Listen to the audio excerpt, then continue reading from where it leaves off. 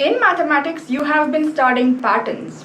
Everything is a pattern. You see, the seasons, they change in pattern. Your day and night, they come in pattern. So, in nature, everything follows a pattern. This topic mainly talks about arithmetic as in number, progression as in how does it progress. So, you're studying about number patterns. This topic is all about understanding a numbered pattern, but not every number pattern can be called arithmetic. So what conditions make any pattern arithmetic and how do we deal with those patterns? That is what this topic talks about. It is my personal favorite topic when I was in grade 10. If I have to give you the simplest example of arithmetic progression, then the first thing you studied in math, the counting numbers, they are the best examples of arithmetic progression.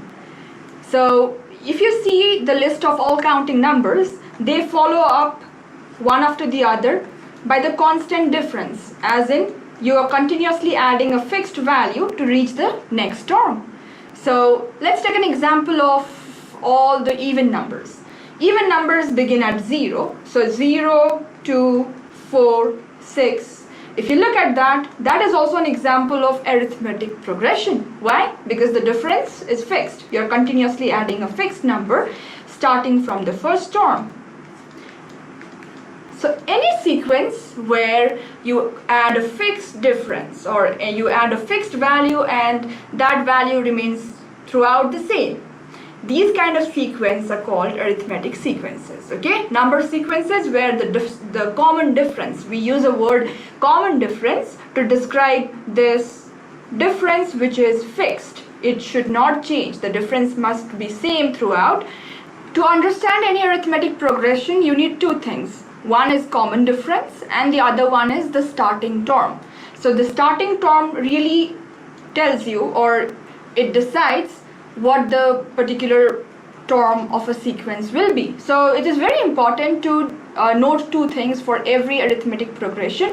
That is the first term, from which term the sequence has began, the first term, and the common difference. Now I'm going to show you how I can think of this as an algebraic sequence, or I want to show you how I can generate any term of a sequence. Let's say, I don't know, the first term of a sequence can be anything. So I want to represent the first term as A. Okay, usually in arithmetic progression, A is used to describe the first term. So the second term has to be something added to A, so I'm adding D. So D is my common difference. My third term has to be A plus D, as in, because we are constantly adding D, you will be doing this to reach any term you want. So the technique is, the first term is added to no D's.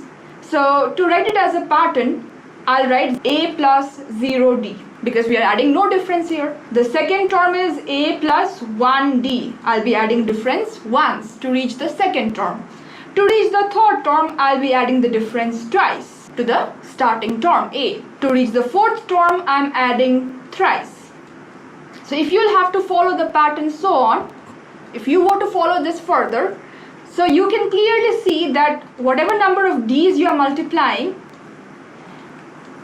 it is following a pattern, 0, 1, 2, 3, 4. Now this is the interesting thing. If I'll ever ask you how many numbers do I have from 0 to 10, a lot of my students tell there are exactly 10 numbers. 0 to 10, we don't have 10 numbers. Okay, we have actually 11 numbers when I'm including both 0 and 10. So the logic is, if I'm counting from 0, then I'll always have one more number. Or in simple words, if I look at the value of D, I'm beginning at 0. To the first term, I've added 0 D's. To the second term, I've added 1. Third term, I've added 2. Fourth term, I've added thrice. So to reach the last term or to reach any term, what should I be doing? If I was to follow the same pattern, I would say to reach this term, to the first term I'll be adding the difference, but the difference is to be added one less time than what position I am in. Meaning, to reach the fifth term, the pattern here tells me to reach the fifth term I'll be adding the difference 4 times. So the number of D's it is starting from 0. Okay, we are adding 0 D's in the first term. That is the reason the number of D's I'll be adding is always 1 less than the position.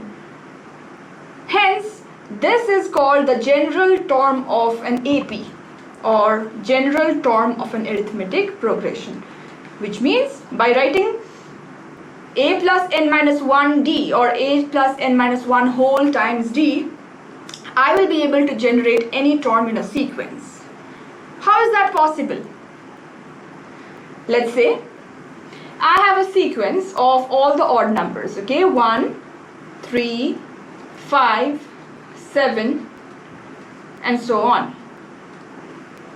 If I'm looking for finding out the general way of representing any term of the sequence, what should I look at? I look at the first term, which is A. I look at the second thing, that's the common difference. The common difference here is plus 2. Okay, so when I have the difference as 2 and the value of A as 1, now I just realized that to reach every term I'll be adding 2. To reach the 100th term I'll be adding 2 for how many times?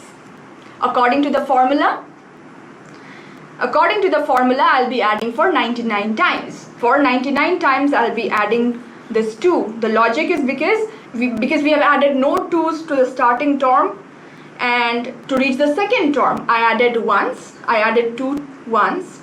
To reach the third term I added twice. So that is the reason to reach 100th term I'll be adding 1 less time. So the general term or any term of this sequence, we also write it as an, okay? Any term of a sequence will be written as